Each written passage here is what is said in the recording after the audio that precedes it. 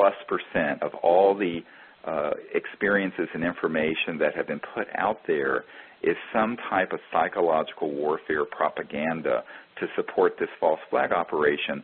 And what you find that's very interesting is that what we've had happen with CSETI is that we go out. Now, for 18 years, we've been going out all over the world and training people to make contact with the actual extraterrestrials. And we've had all these beautiful experiences. Nothing has been scary. No one has been harmed. They have just been so unbelievably cosmic consciousness beautiful. And it's so different from what you hear and see if you go to a UFO conference or look at a cable TV show about aliens and UFOs. It's like 180 degrees opposite. And so it's this total disconnect. And I think it's time for us to speak very clearly of what's going on here. And I know that the truth is much stranger than the fiction, and people have their belief systems built up around this because whether you're new age, old age, what have you, it's really easy to buy into the good alien, bad alien thing because we are wired that way from our collective experience as humans. But you know what?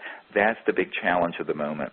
It's for us to transcend, as it were, the monkey mind and transcend these fears and go into a higher state of consciousness where we can discern not only the deception, this cosmic deception that is being washed like a tidal wave all over the world, but also look and find within ourselves this state of one consciousness, the unbounded universal mind within us that is shining within all of these civilizations, and discern the truth for ourselves. And when we do, what we're going to find is that any civilization capable of interstellar travel, there's nothing on Earth they need. They don't need to be here to get our sperm and eggs. They don't need to be here to get gold mined, like Zechariah Sitchin suggested in the book, his book, I forget the name of it. There's been so many. Help me here, Linda. Anyway. I don't know. There's been too many of his books. So, you know, there are all these mythologies that are very xenophobic and buy into a certain mindset that are things that we have to learn to transcend and discern the truth, and then with courage learn how to make contact ourselves. Because, you know, here's the basic, you know, you can sit around and sort of, excuse me for saying this, mentally masturbate all day about this stuff, reading other people's accounts. What I tell people, set all that aside. You can learn how to make contact with these visitors yourself. And when you do, if you have this discernment where you can discern the difference between an ARV and a PLF and a real ET craft and an ET being, and you're in this state of consciousness, it'll be so clear what the difference is. There's like night and day. There's no comparison. You're going to be able to see that these visitors who have been coming here for thousands of years, by the way, they have no malice towards Earth and her people. However, they're very concerned about the hostility humans have, and that as Neil Armstrong, who landed on the moon, my uncle designed the lunar module that took Neil Armstrong to the moon, and my uncle was the senior project engineer for that at Grumman. It was now Northrop Grumman, but that built the lunar module. And when Neil Armstrong landed on the moon the first time, and the first man on the moon, the crater around where we landed was crowded with these extraterrestrial vehicles. I have multiple witnesses to this. And Neil Armstrong told a member of our team that, yes, but we were warned off the moon. Why? Because we were going there as part of the arms race with the Soviet Union.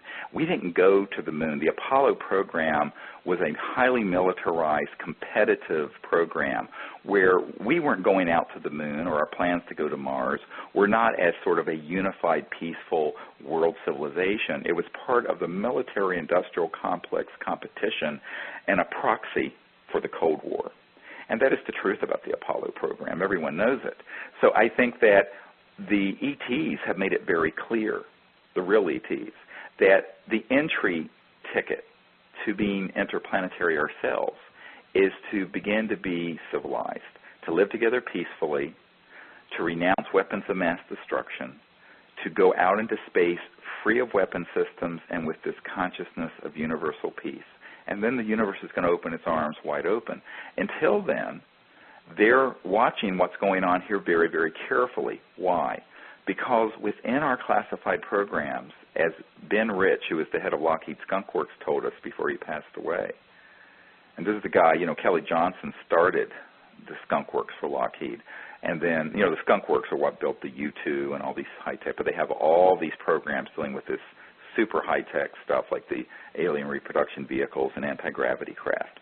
And he said to us, well, we already have the means to travel among the stars faster than the speed of light.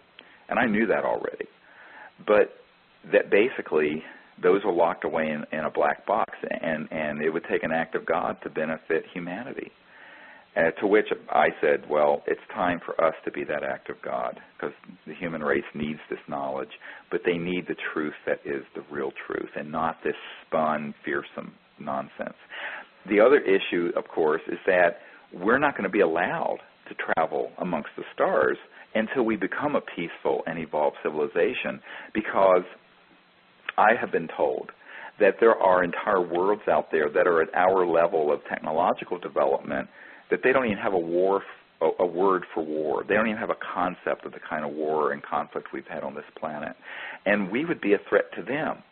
So I turn this around. When I'm meeting with these military folks in Washington and at the Pentagon, I say, look, I know you guys are trained to view anything as a potential threat, but let's turn this around a little bit. Here we are, a civilization. Now, my grandmother had horse and buggies in the late 1800s, and her son, my uncle, puts the first man on the moon. So in 100 years, we go from, because you live to be almost 100, we go from horse and buggies and, rifles and whatnot to thermonuclear weapons and space travel.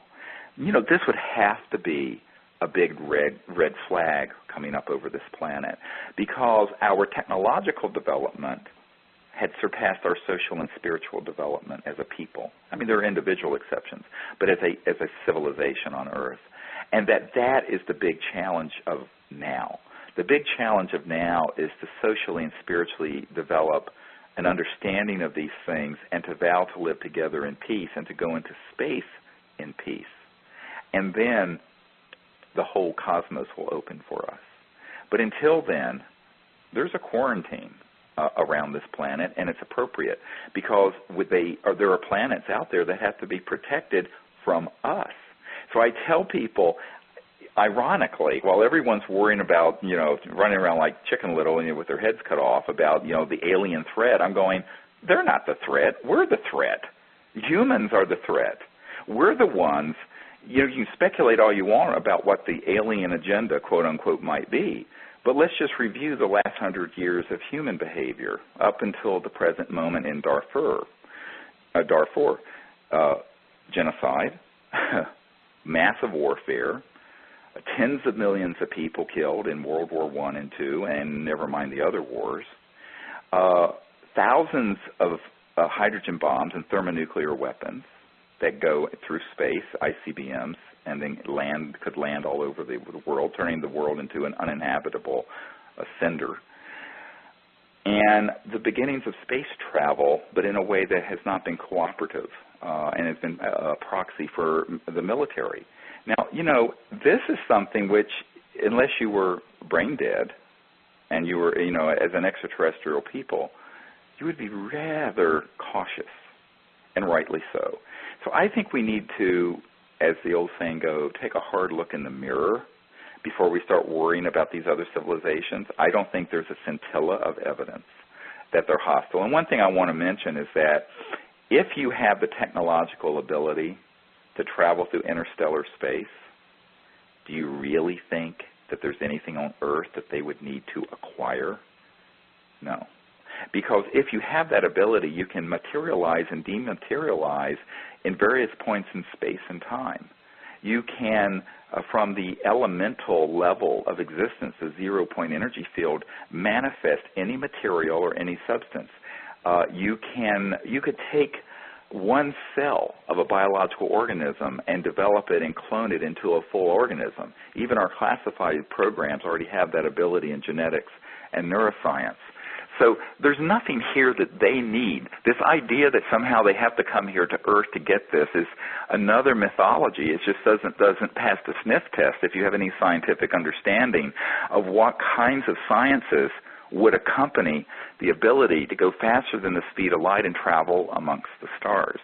So then the question becomes, what is the phenomenon? It's a real phenomenon that people are describing when they describe these weird creatures and these abductions and mutilations and all this stuff. Well, it's not at all what people think. And I think people have to be extremely careful about this and educate themselves on what the covert human capabilities are that extend even into, we're going to get a little stranger here, into the electromagnetic frequencies that are interdimensional that tap into, shall I say, lower astral entities.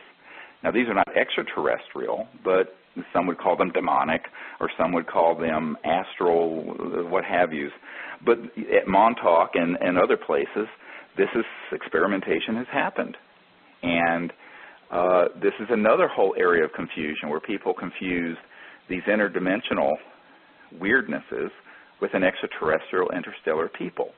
And so what happens is that people throw all this junk together, all these different phenomena, plural, and call it the same thing. And the result is a lot of confusion. But that obfuscation and confusion and chaos in the paradigm has been injected deliberately by people who benefit from chaos and fear.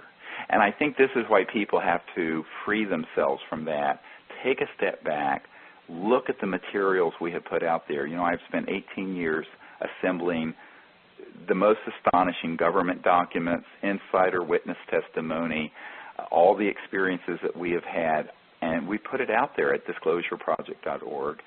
And people need to become educated on that so they don't get fooled again, like the old song, we won't be fooled again. You know, we keep getting fooled. I mean, we were tricked into the weapons of mass destruction thing in Iraq. My concern is that people are so gullible and can so easily be frightened that we'll be tricked again into this interplanetary alien threat scenario, which is a complete hoax, an utter and complete hoax. And who benefits from that? The people who want to consolidate their own central power around a military global junta, or sort of ruling militaristic financial class that has everyone running around scared like we were after 9/11, and who can amass more and more centralized power. So I think people need to wake up to this, and it's time for childhood's end, and it's time for us to realize what the truth is. Well, I can sure say that having spent approximately 45 weeks in the field with you at CSETI trainings alone, not counting other things that we've done, I've never seen anything that wasn't just amazing and absolutely delightful and spiritual. And you know, we've been talking about the evil ET or alien paradigm here, but what we've seen in the field are just the elevated levels of good ET behavior. I mean, up to the extent of God consciousness beings that we've had a lot of contact with lately. It's just amazing. And the interview that we did that's archived on December 26th about the Orion transmissions really goes into that. A lot of people haven't heard that. Exactly, and I think that's why people have to understand is that the actual interstellar civilizations that are here go from advanced and unified and peaceful all the way up to the level of supernal God consciousness civilizations that are they're material and they're from physical worlds and they have spacecraft, but their technologies and their consciousness are operating from that finest celestial level of evolution that's astonishing. And that's the level that we are often interfacing with, and a support role around us will be with other ET civilizations that are on the evolutionary path to there. And by the way, there is centralized global universal order to this. It isn't as if these civilizations are allowed to run around the cosmos like the Wild West. I mean, even humans have the United Nations, never mind it's very dysfunctional. So I think in conclusion regarding what we want to share today is that people have an opportunity to choose how we respond to the cosmos and how we are in the cosmos. These visitors are here to help us and to understand us, and they're waiting. They're waiting for the human race to mature to a level of the first entry of what is considered mature world civilization, where we're living peacefully together. And we're there. We're getting very close. It doesn't seem that way sometimes, but I'm optimistic that that is exactly where we will end up.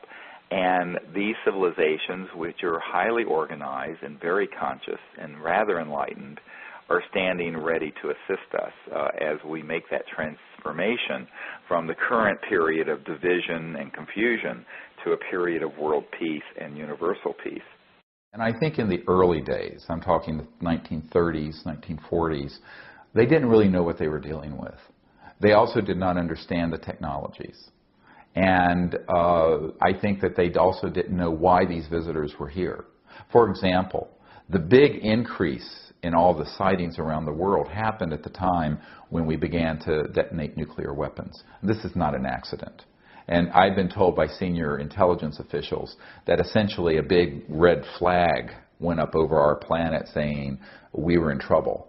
But not only are we in trouble, but we could be a threat to others, because you combine going into space, the early stages of space travel, and the use of hydrogen bombs and nuclear weapons, and a civilization on Earth that was still very violent, as you look around the Earth even today, of course.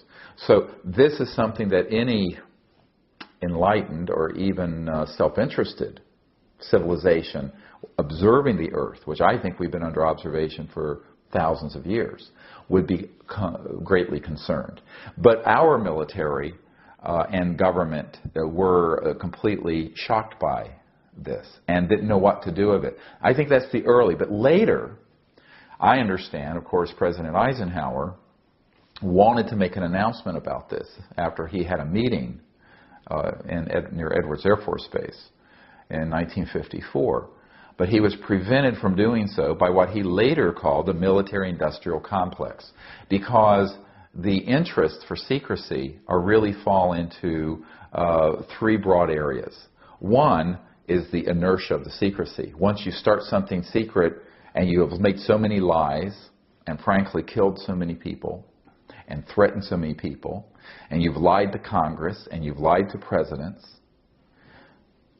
how do you bring this out? They painted themselves into a black box, black corner. The other, so that's the inertia. The other is that there were orthodox religious interests that did not know what to make of this. And I've had discussions with senior levels at the Vatican to discuss this.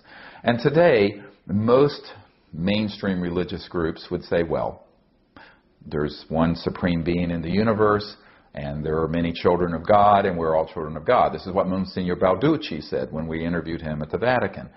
But the orthodox and fundamentalists would view this in a very disturbing way, because it would upset their worldview. And I think then the biggest became the technological and scientific end of this. Once we retrieved, back in the 30s and 40s and 50s, several of these extraterrestrial vehicles, and began to study them, we combined that knowledge with knowledge we already had. Because remember, we had some people like T. Townsend Brown and the B-Field-Brown effect who were studying anti-gravity quite independent of this issue back in the 20s, 30s, and 40s. But when their information got combined with studying these spacecraft, they figured out, this is how they're working. And they realized it's the end of oil. It's the end of the need for coal. It's the end of the combustion engine, the internal combustion engine. It's the end of transmission lines for electricity, because the energy that these spaceships are using, what people call UFOs, we don't call them. No one in the business calls them UFOs. They are not unidentified and they don't fly. And we'll get to this. But these objects are extracting energy from the fabric of space, okay, around, not outer space, but the fabric of space. And in fact, even the early Lockheed and Northrop experimental spaceships that we have built, and we're talking 1950s and 60s, were called flux liners because they were pulling energy from the quantum flux field, what's called the quantum flux field that's in the space in this room. And every cubic centimeter of space, for example, in this room has enough energy to run the Earth for a day. It's a huge amount of energy. And so once this was really figured out by the mid-50s, long time ago, 50 years ago, they knew that this would be the end of the oil cartels and the international financial petrodollar system, and a huge amount of the industrialists would then have to change their whole way of operating. Because think about it. What happens when every village in India or sub-Saharan Africa can have a device that looks like a generator, and it's extracting energy from this quantum flux field? Suddenly, you have an economic growth all over the world. And this is a wonderful thing. It would be the end of poverty. But it would also be the end of the economic hegemony, where Europe and America, with 600 million people, dominate the whole global economy of 6 billion. So this is a huge geopolitical problem. And so the issue isn't about just money. It's about power. Who has the power? How the Earth is run? Who is running Earth? And then you have another issue. And that is, there are people who view the world as they understand it. And in America, we have a saying, if you wear rose-colored glasses, you see everything in the world as rose-colored. But if you're wearing glasses that are conflict-colored, colored with a sort of paranoid and militaristic view of the world, you're going to view these visitors as a threat. And you're going to respond to them as a threat, even though there's no evidence that they're a threat. I want to be very clear on this. There's no objective evidence that anyone has been harmed by these visitors. And there's certainly no evidence that they're a threat to us. There's a lot of evidence, however, that they're concerned about our threat to the peace and the order of space. Why? Because our technological capabilities and our weapons have surpassed our social and spiritual development, clearly. And we are at that stage in the evolution of a global civilization where our science and technology has gotten way out there, but our social and spiritual is lagging. And this is that danger zone. And Earth is in this danger zone now. And they know this. These visitors from other civilizations, other planets, know this.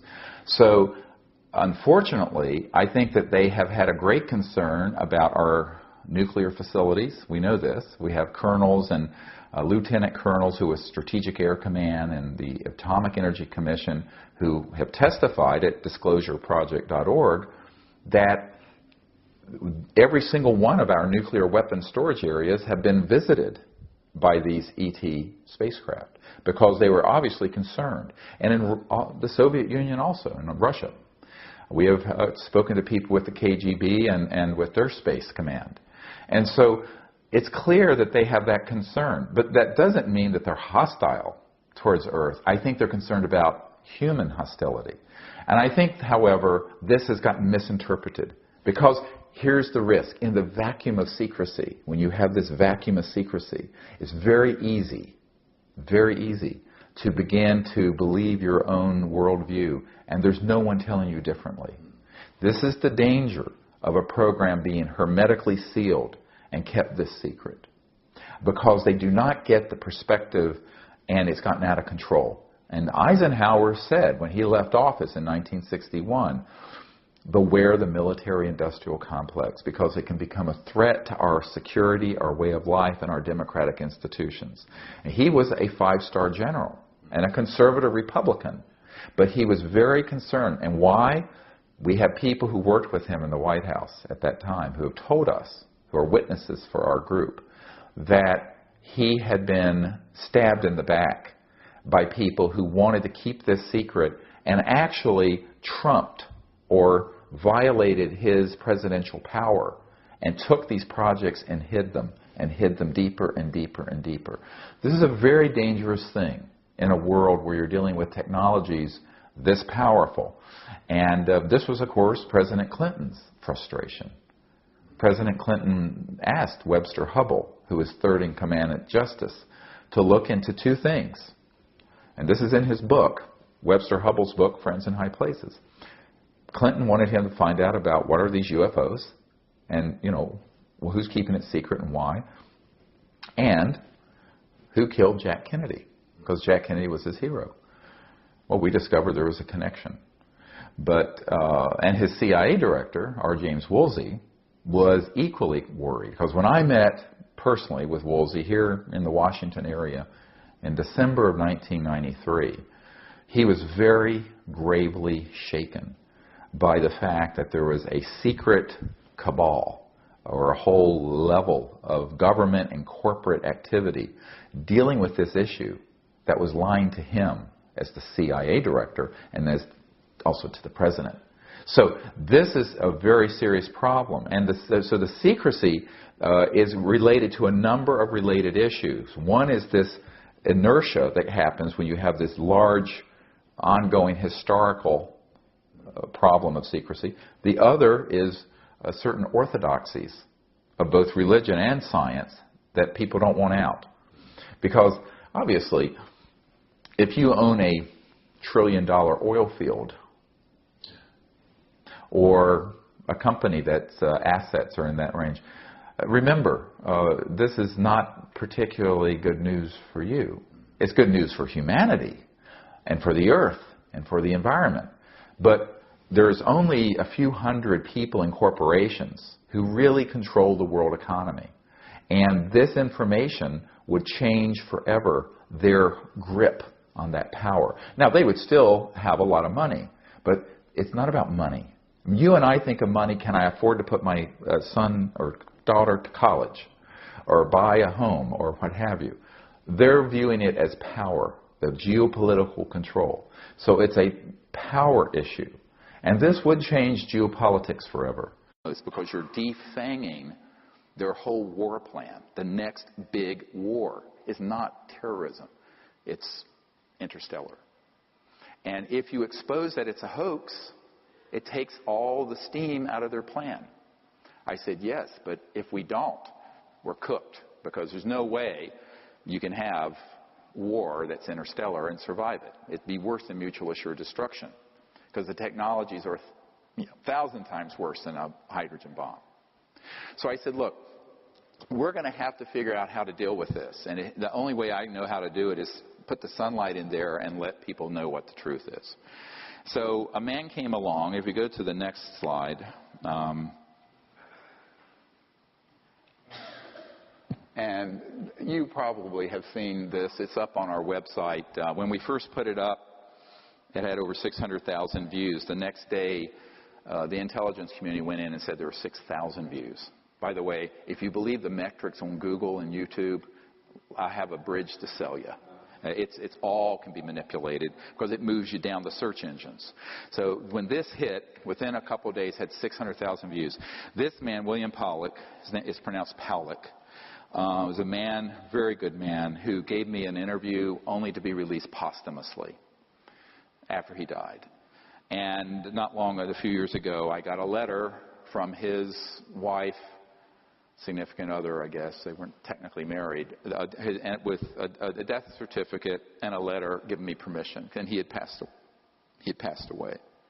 And I have a lot of these, and I honor my word about keeping a confidence. So what happened is that he gave me this interview, and in it, he talks about the development of RF radio frequency chip implants back in the 70s and 80s. And when he was developing, it was totally an accidental thing that happened. He was with a company that developed it.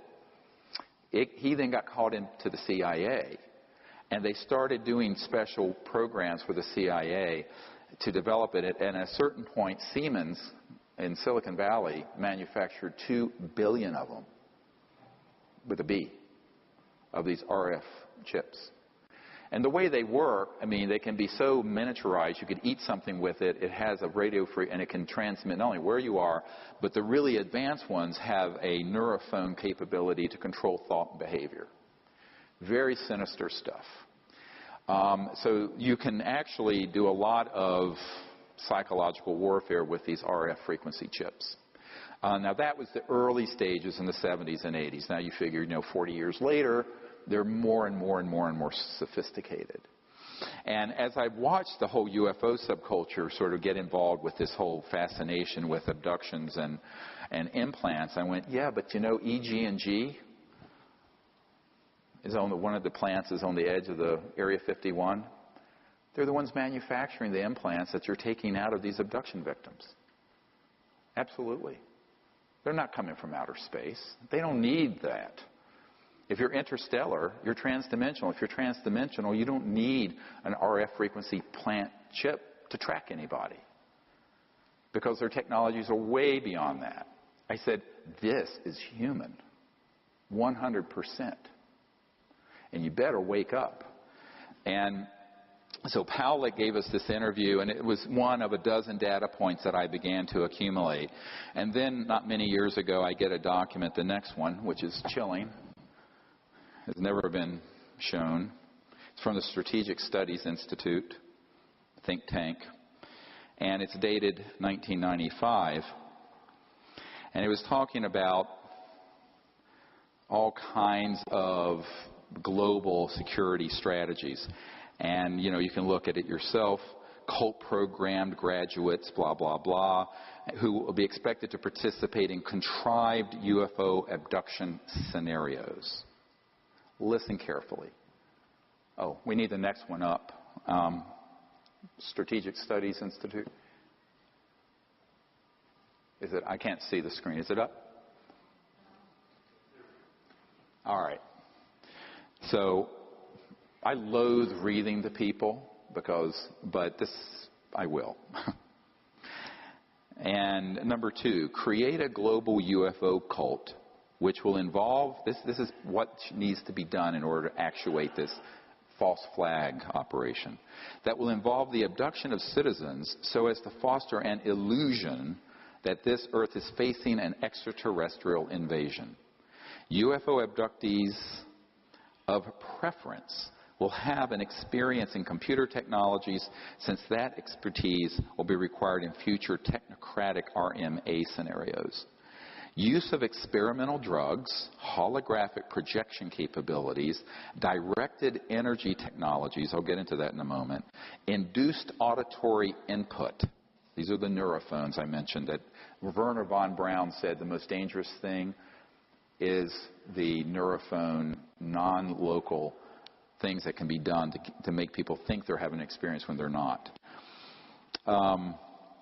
Input experimental aircraft, well, that's just a euphemism for man-made UFOs, and special effects costuming and stagecraft, among other things, will be used to persuade the abductees of the reality of their circumstances.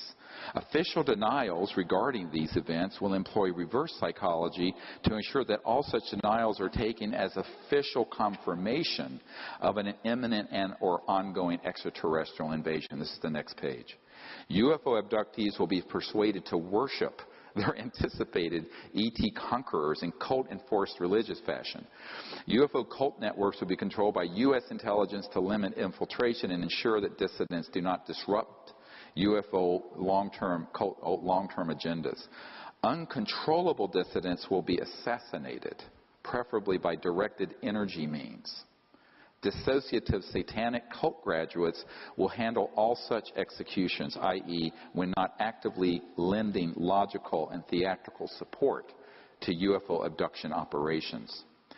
Number 3, directed energy surveillance and weapons technology of all types and caps will be used for purposes of spreading fear and confusion in the population at large under deniable circumstances, for eliminating persons deemed adversarial to U.S. national security interests, and for spotting, assessing, and manipulating potential recruits to the RMA cause.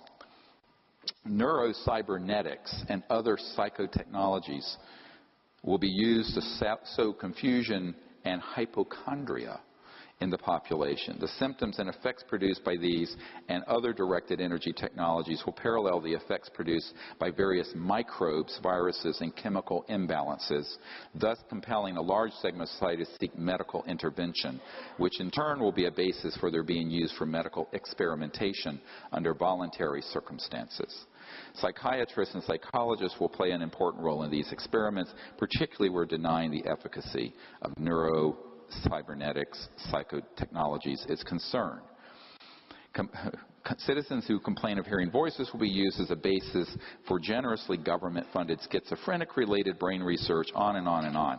It goes on. Now, if you're not falling out of your chair yet, what I want to tell you is that all of that has come to pass and came to pass between the 1950s and the 1970s. A man that I worked with before his death had developed an electronic system in 1956 or 54, that would enable someone electronically to remote view anywhere, and could also affect, some of these have been called radionic psychotronic weapon systems. And they were developed decades ago. Now, how hard is it to deploy them? Not hard. They're not used every day.